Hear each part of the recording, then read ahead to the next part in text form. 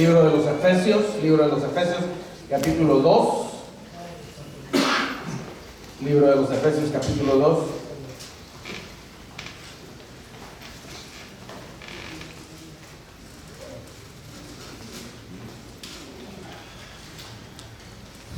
Y del versículo 11, la palabra del Señor dice así: recordad pues que en otro tiempo vosotros, los gentiles, en la carne, llamados incircuncisión por la tal llamada circuncisión, hecha por manos en la carne. Recordad que en ese tiempo estabais separados de Cristo, excluidos de la ciudadanía de Israel, extraños a los pactos de la promesa, sin esperanza y sin Dios en el mundo. Pero ahora en Cristo Jesús, vosotros que en otro tiempo estabais lejos, habéis sido acercados por la sangre de Cristo, porque Él mismo es nuestra paz, quien de ambos pueblos hizo uno, derribando la pared intermedia de separación, aboliendo en su carne la enemistad, la ley de los mandamientos expresados en ordenanzas, para crear en sí mismo de los dos un nuevo hombre, estableciendo así la paz, para reconciliar con Dios a los dos en un cuerpo por medio de la cruz, habiendo dado muerte en ella a la enemistad. Y vino y anunció paz a vosotros que estabais lejos y paz a los que estaban cerca. Porque por medio de Él los unos y los otros tenemos nuestra entrada al Padre en un mismo espíritu. Así pues, ya no extraños ni extranjeros, sino que sois conciudadanos de los santos y sois, atención, familia de Dios, edificados sobre el fundamento de los apóstoles y profetas, siendo Cristo Jesús mismo la piedra angular, en quien todo el edificio bien ajustado va creciendo para ser un templo santo en el Señor, en quien también vosotros sois juntamente edificados por morada de Dios en el Espíritu. Vamos a ir delante del trono de la gracia a orar. Padre Santo, muy agradecido, Señor, de haber sido invitado, Señor, a tu casa, a esta tu iglesia, Señor, en donde tú has prometido morar. Gracias, Señor, por tu Espíritu que está hoy en medio de nosotros. Gracias por la oportunidad de cantarte y exaltar tu nombre, de presentar, Señor, a esta bebé y dedicarla, Señor, a tu cuidado y amor. Ahora, Padre Santo, que hemos abierto las páginas de tu palabra, te pedimos, Señor, con todo fervor, Señor, de que tu Espíritu continúe operando, Señor, tanto en el predicador que habla, Señor, como en la iglesia que escucha. Porque estos ministerios, Señor, son imposibles, Señor, sin tu Espíritu, provocando, Dios mío, Señor, la atención y la claridad.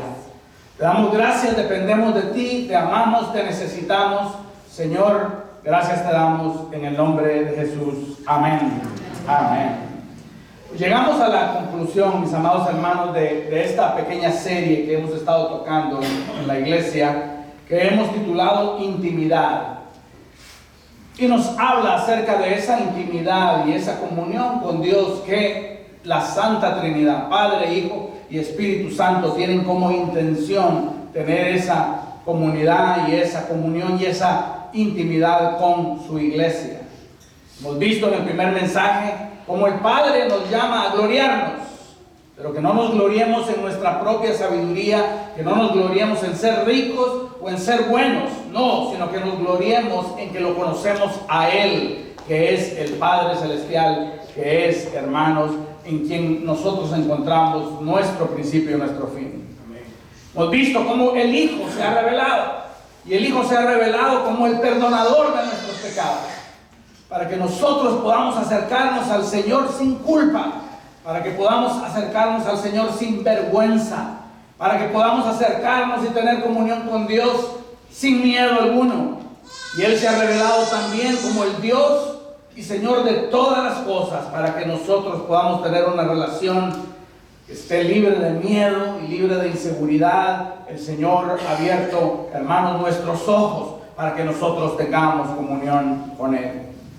En el domingo pasado, en el mensaje que predicaba el pastor José, se nos recordaba de que el Espíritu también se revela a nosotros y se revela como un espíritu de adopción, un espíritu que clama en medio de nuestros pechos diciendo: Abba, Padre.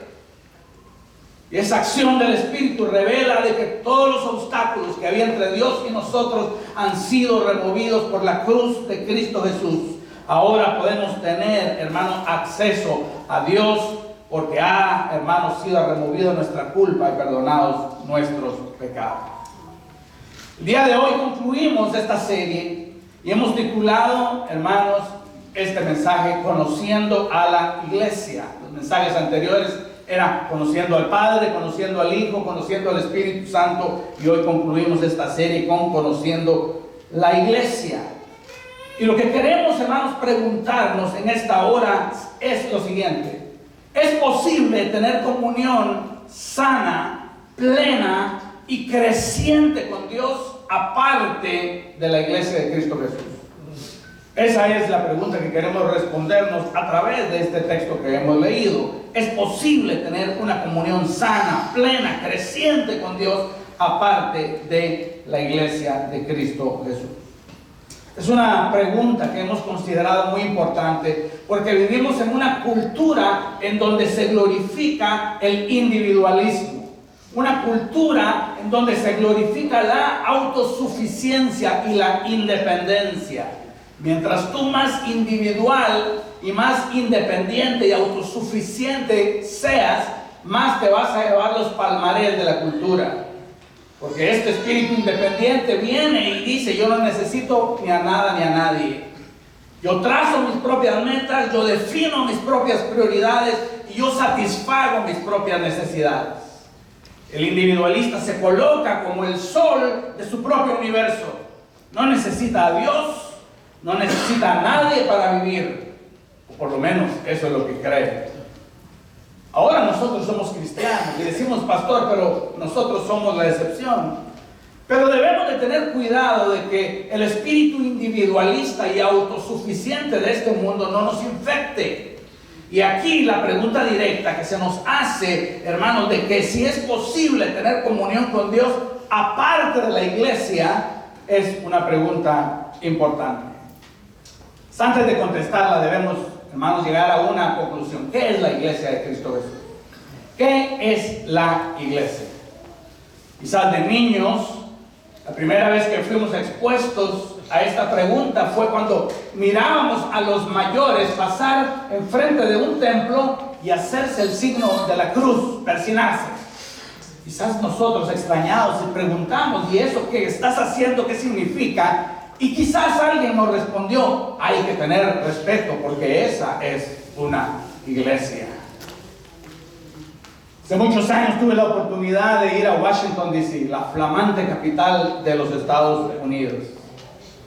Me llamó la atención un edificio colosal que existía ahí y dominaba el horizonte de Washington, D.C. Como había rentado un mi carrito, logré, no existía el GPS en aquel tiempo, así que mira, a través de la calle dije: ¿y ese edificio qué es? Al final llegamos a ese edificio y nos dijeron: ese edificio es la Catedral Nacional de los Estados Unidos. Y estaban dando un tour de aquel masivo edificio llamado la Catedral de los Estados Unidos. El guía nos llevó a través de su santuario, que era impresionante, y luego habían pequeños templos a los lados de aquel santuario. Y aquel guía vino y nos dijo: estos pequeños templos y santuarios pueden ser rentados por cualquier religión, no importa si sea budista, no importa si sea hinduista, todos tienen un lugar bajo la grandeza de la gran catedral. Y yo me pregunté en aquel tiempo: ¿será que eso es lo que es la iglesia? Pero quizás modernamente nosotros podemos de vez en cuando ir a un Starbucks, a ver cuánto les gusta el café, ¿verdad? ¿Ya? Sí, muchas manos levantadas. Está un poquito carito ahora, ¿no? Y podemos encontrarnos con un par de jóvenes que están devorando un tomo de teología. Y podemos acercarnos a ellos a querer participar de la conversación y le preguntamos: ¿a qué iglesia vas? Frecuentemente aquellos jóvenes pueden responder: nosotros no vamos a ninguna iglesia. Nosotros somos la iglesia. La pregunta ¿es eso lo que es la iglesia de Cristo Jesús? O quizás más modernamente, azotados por la pandemia, venimos y nos quedamos en casa y sin quitarnos ni siquiera las pijamas, nos acomodamos en nuestro sillón favorito, sintonizamos nuestro servicio religioso preferido, la banda toca espectacularmente, el predicador es elocuente y hasta nos hace llorar. Y cuando termina el servicio apagamos y decimos, qué buena estuvo la iglesia el día de hoy. Pero será eso, la iglesia de Cristo Jesús. Para definir lo que es la iglesia, vamos a la palabra del Señor. Porque esta es la opinión que al fin y al cabo importa.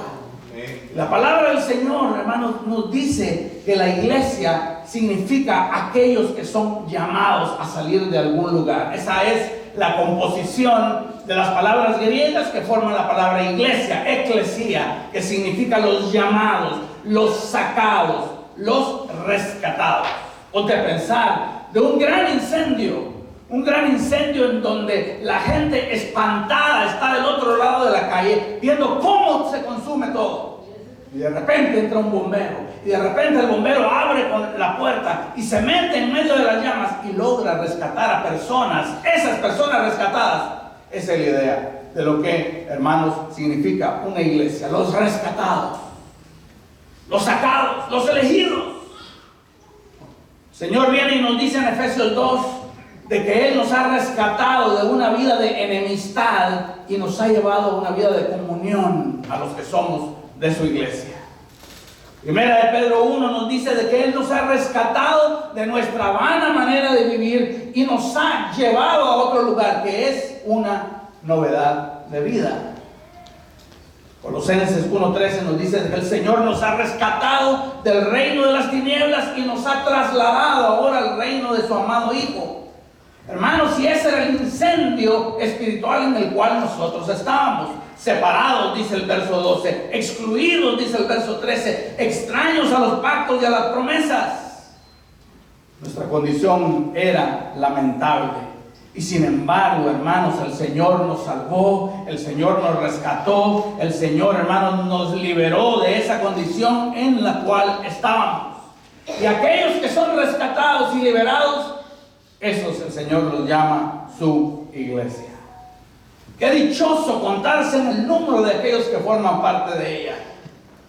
De tal manera definimos la iglesia como todos aquellos que, obedeciendo el llamado del Evangelio, han manifestado fe en la persona y en la obra de Cristo Jesús y han sido perdonados de sus pecados y reconciliados con Dios con el propósito de tener comunión eterna. Esa es la iglesia de Cristo Jesús. Ahora, si esa definición te parece un poquito seca o muy teológica, te voy a dar algunos nombres que el Señor le da a su iglesia. El Señor le llama a su iglesia mi especial tesoro. ¿Cuándo fue la última vez, esposo, que tú le dijiste, tú eres mi especial tesoro, su esposa? Así le llama el Señor a su iglesia mi especial tesoro. Éxodo 19:5. Él le llama a su iglesia los llamados de mi nombre. Le llama a su iglesia el pueblo sobre quien mi nombre es invocado. Le llama a su iglesia mis amigos, la familia de Dios, la esposa de Cristo, la niña de mis ojos, nación santa, el cuerpo de Cristo. Escucha esta manera en la cual el esposo describe, hermanos, a la esposa: la paloma mía que se esconde entre las grietas de la roca. Esa es la manera en que Dios piensa de su iglesia. Y en este momento tenemos que hacernos una pregunta: ¿compartimos nosotros, reflejamos el afecto de Dios por su iglesia de la manera que Él ve a su iglesia? ¿Miramos nosotros a la iglesia? Porque, hermanos, delante de los ojos de Dios, su iglesia es algo precioso. Su iglesia, hermanos, es algo, hermanos, que Él admira. Ahora, hermanos, nosotros conocemos muchas veces, hermanos, de muy cerca que la iglesia tiene sus faltas y defectos. Las faltas y defectos de la iglesia son las faltas y defectos de cada uno de nosotros. Y sin embargo, debe ser establecido bien claro, hermanos, de que Dios Santo, hermanos, que es adorado, hermanos, por los ángeles en el cielo, ama a su iglesia con un amor, hermanos, imposible de medir.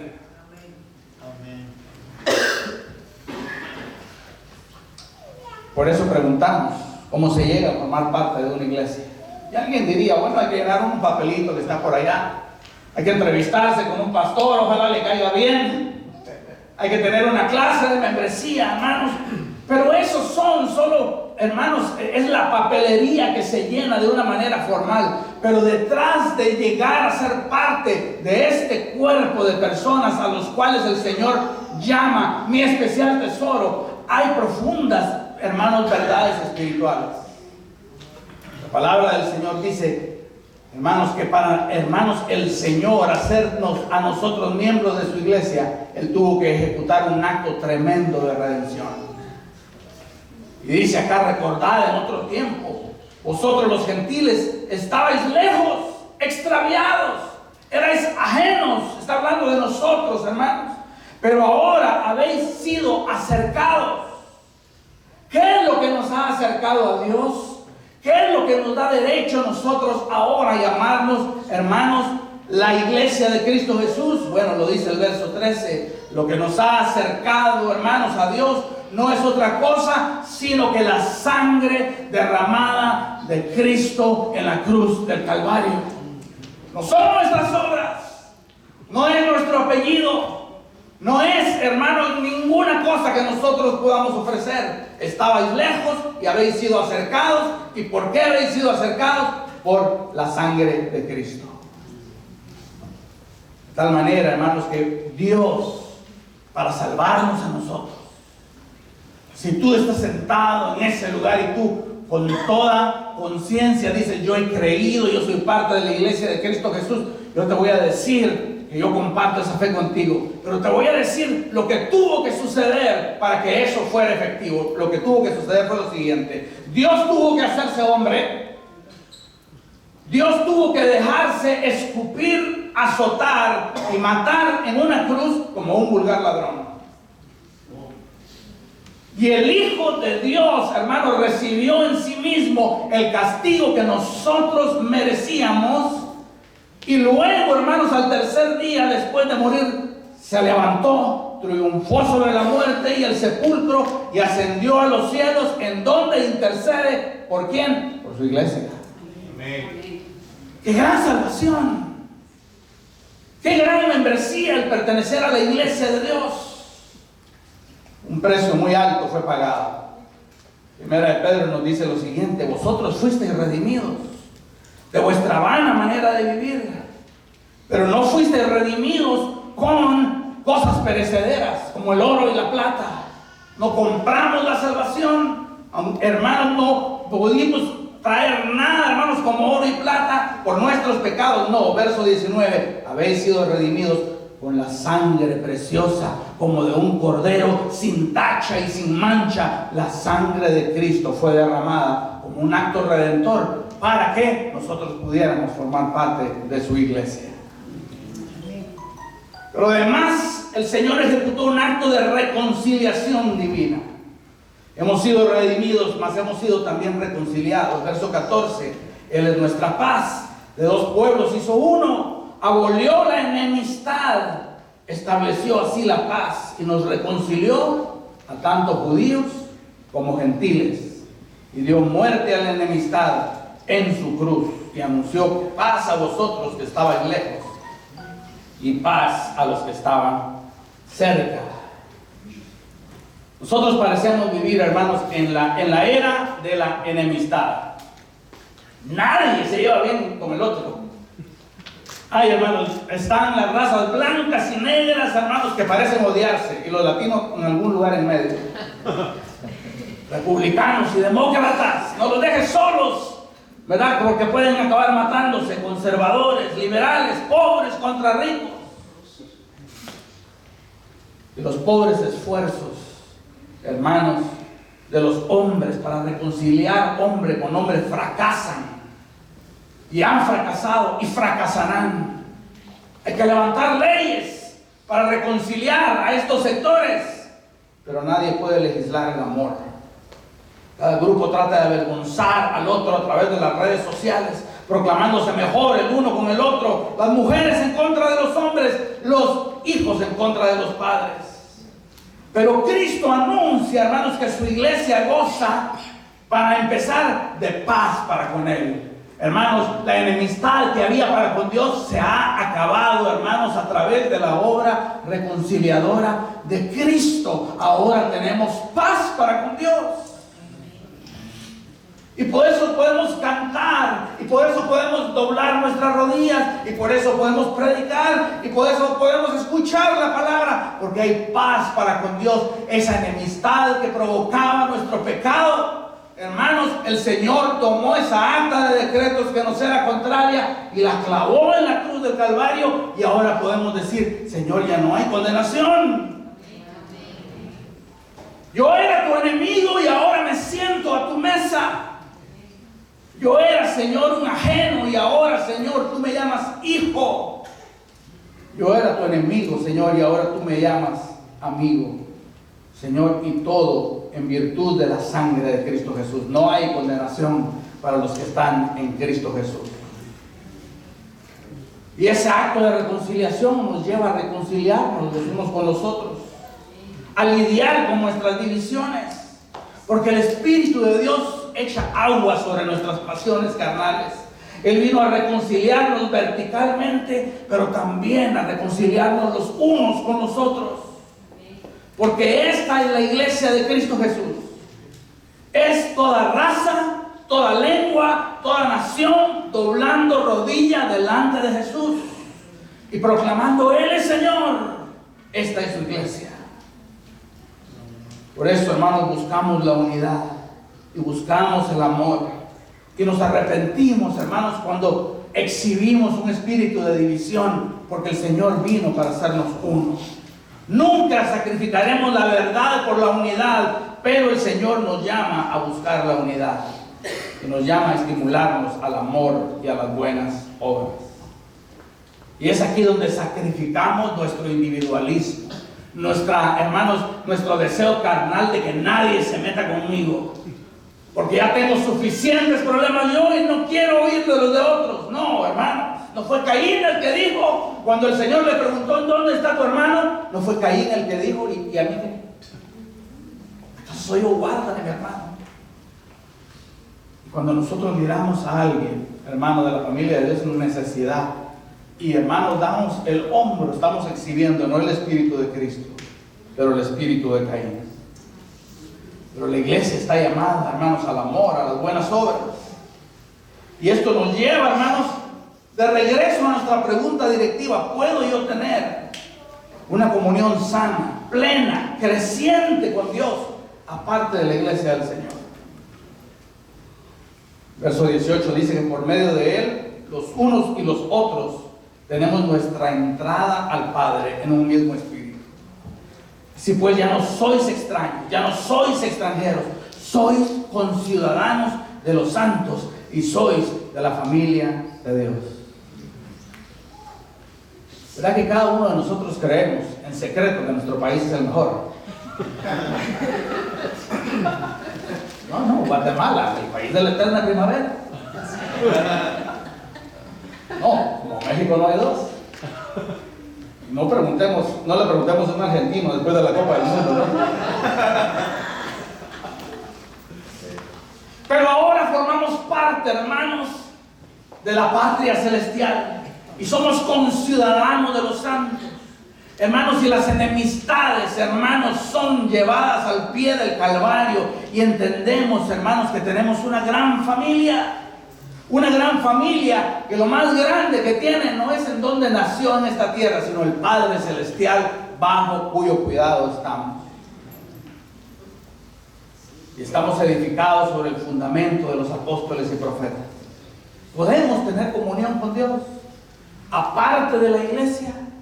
Puede haber una comunión vibrante, puede haber una comunión que crece, puede haber una comunión plena si nosotros desechamos a la iglesia. Alguien diría: bueno, hay excepciones. A mí me toca trabajar, yo no puedo asistir a una iglesia cristiana. Alguien diría, yo estoy postrado en una cama de enfermedad, yo no puedo asistir. O hay una pandemia y la recomendación es de que nosotros no salgamos de casa. Hermanos, mientras nosotros reconocemos que hay situaciones de emergencia,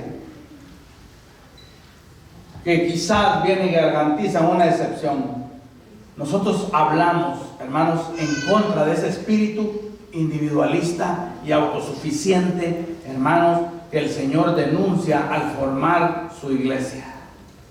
Hablamos de, hermanos, a una negligencia de aquello que Dios ve precioso, aquello que Dios dice, estos son los llamados de mi nombre, estos son aquellos sobre cuyo mi nombre es invocado. Esta es la paloma que se esconde en la hendidura de la roca. Hermanos, lo que el Señor llama precioso, nosotros no debemos de tenerlo como secundario o como algo molesto.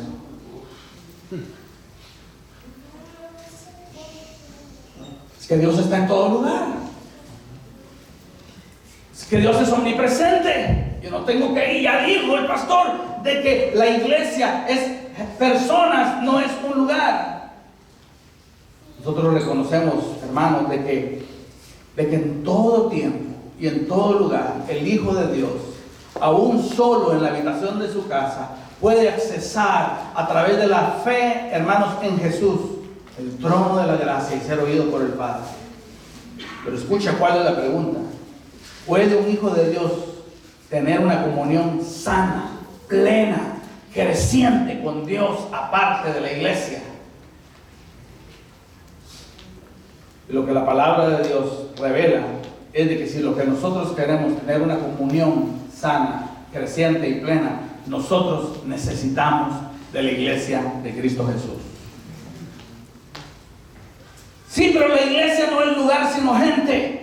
Pero fue el Señor, hermanos, el que ordenó que nos congregáramos para descender en la congregación de los justos de una manera peculiar y poderosa. Ya lo leía el pastor Jonathan cuando leía el Salmo 133. Mirad cuán bueno y delicioso es habitar los hermanos juntos en armonía.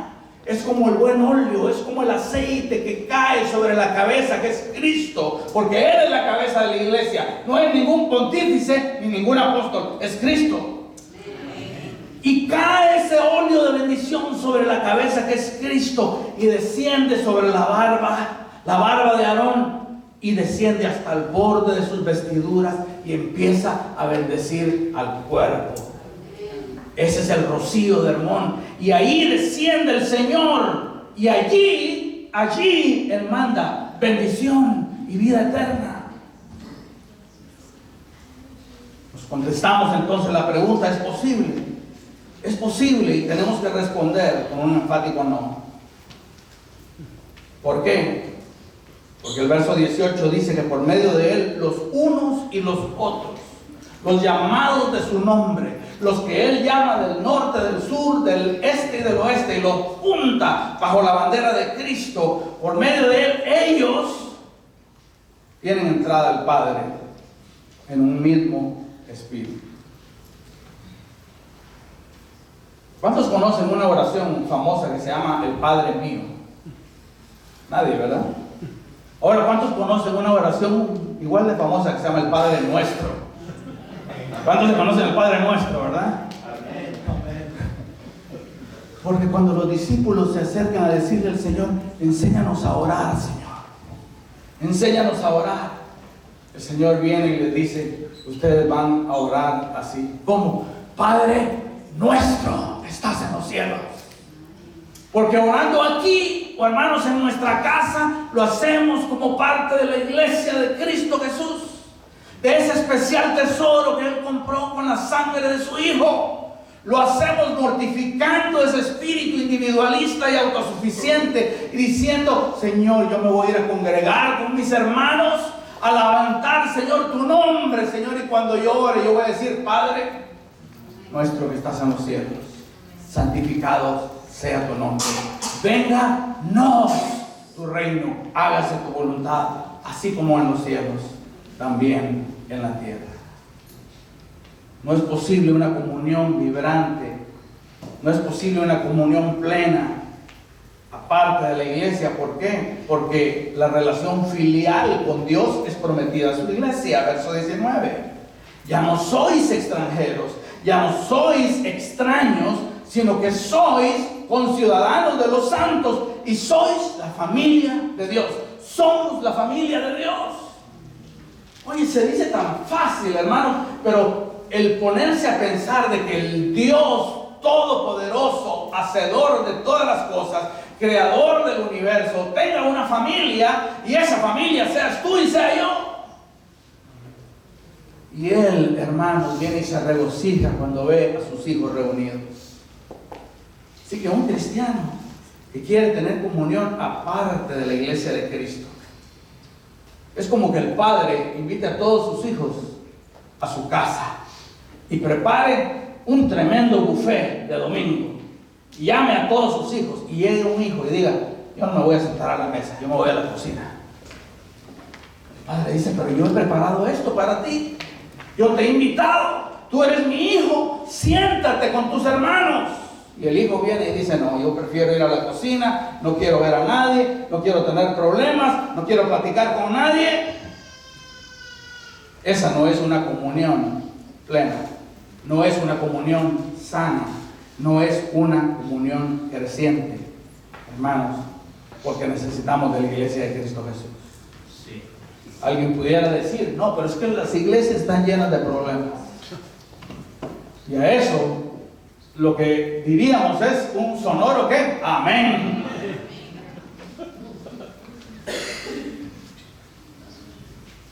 No quiero revelar mi edad, hermanos, pero ya tengo mis añitos de asistir a las iglesias y he visto algunas cositas en ese tiempo. Pero los defectos de la iglesia y los pecados de la iglesia son los defectos y pecados míos.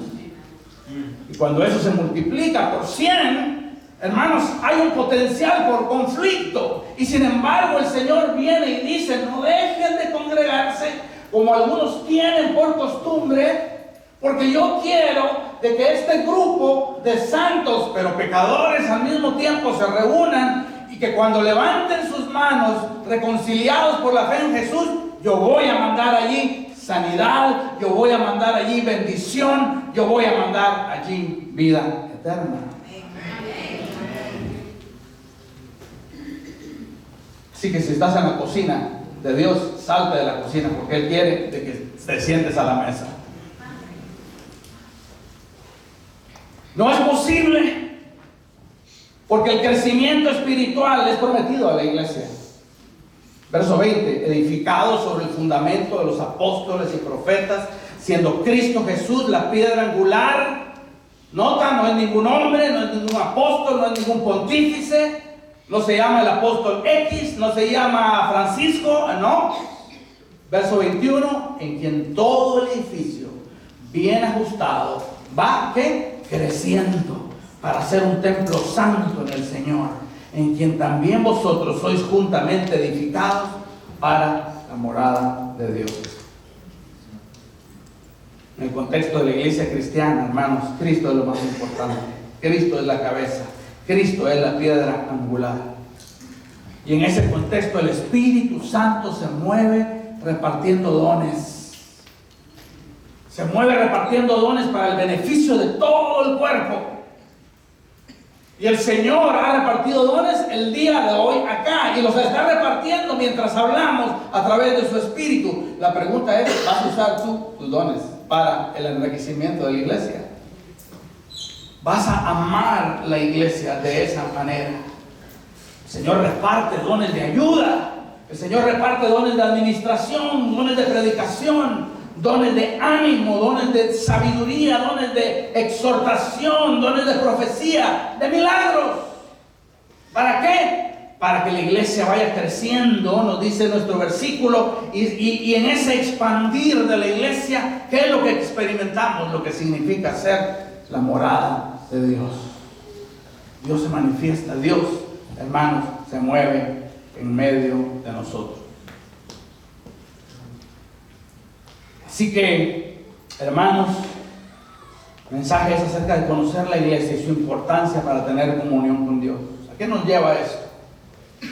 ¿Qué nos lleva al entendimiento de entender la naturaleza y el propósito de la iglesia de Cristo? ¿Sabes? En primer lugar, nos va a llevar a amar la iglesia.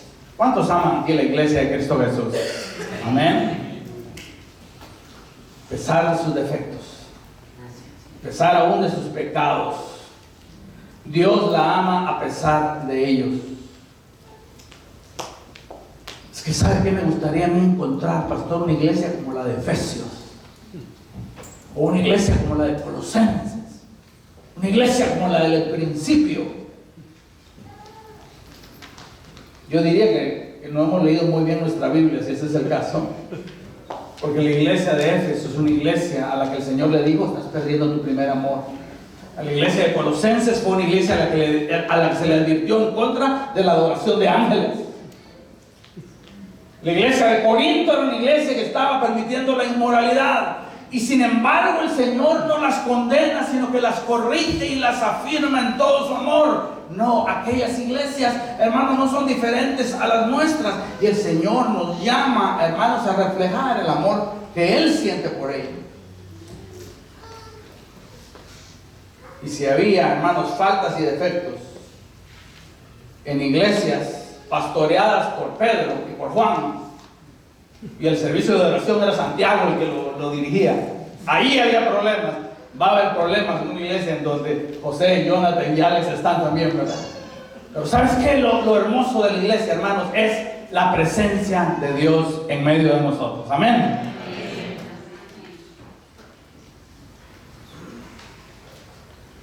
Así que nosotros amamos la iglesia, oramos por ella. Las puertas del infierno se levantan en contra de la iglesia, y creemos que se van a levantar aún, hermanos, con mayor intensidad. ¿Y qué es lo que vamos a hacer? Oremos por nuestra iglesia. Oremos los unos por los otros. Oremos con devoción, oremos con fervor, oremos delante del Señor, hermanos, por los padres criando a sus hijos en esta perversa generación. Oremos por los pastores, oremos por sus esposas, oremos, hermanos, por los niños, oremos por los jóvenes. Oremos, hermanos, que tendrá mucho más efecto el orar que el criticar. Y dispongamos, y voy concluyendo con esto, a ser miembros generosos de la iglesia. Cuando hablo de generosidad, hablo de nuestra vida. Hablo de no ser espectadores. Hablo de usar tus dones. Hablo de traer tu presencia a las reuniones de la iglesia. Hablo de ir a tu grupo comunitario.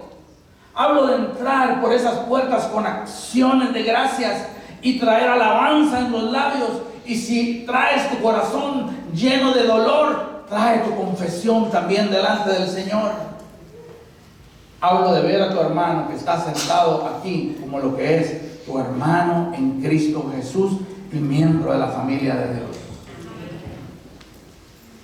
Decía un pastor: la iglesia empieza cuando el pastor deja de predicar, porque entonces cada miembro tiene una oportunidad, y la oportunidad es de ver al que está a la par, al hermano que está quizás con gran necesidad, a la hermana que está batallando con cáncer de páncreas, al hermano que fue sanado de un cáncer en el colon, a la hermana que tiene el corazón quebrantado porque sus hijos son desobedientes. Hermanos, y acercarnos como un pueblo a orar, a pedir, a clamar a nuestro Padre Celestial, a confesar nuestros pecados con libertad, porque sabemos, hermanos, que cada uno de ellos ha encontrado en Cristo, hermanos, perdón y redención.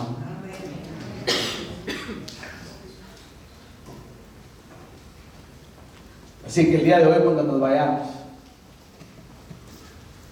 quizás tenemos cosas que hacer, pero pon el break un poquito y ponte a ver a tu alrededor, a tu hermano, a tu hermana que está aquí el día de hoy, porque él, como tú, también fue rescatado de las llamas de la ira de Dios, y es iglesia de Cristo Jesús. Quizás este día te encuentra a ti apartado de la iglesia. Pastor, yo tenía 2 años de no venir. Y el Señor te está llamando en esta hora, te está diciendo: este es el lugar donde tú perteneces. Tú no perteneces rebotando como una pelota en el mundo. Tú eres una piedra viva de un templo espiritual que se llama la iglesia, y de quien tú tienes un lugar. Si hay alguien en medio de nosotros que este mensaje lo encuentra fuera de la iglesia, porque hasta hoy no había creído, porque hasta hoy no había entendido que había un amor tan grande como el de Dios, porque hasta el día de hoy no había oído hablar de un Cristo que estuvo dispuesto a morir en una cruz con tal de redimirnos. Si es hoy por primera vez que eso verdaderamente toca a la puerta de tu corazón, yo te suplico algo: no te vayas sin decirle al Señor: Señor, yo quiero, Señor, formar parte de tu iglesia. Yo quiero que tú me rescates, Señor. Yo quiero, Señor, recibir también como estos bendición y vida eterna. Cerremos nuestros ojos en esta hora.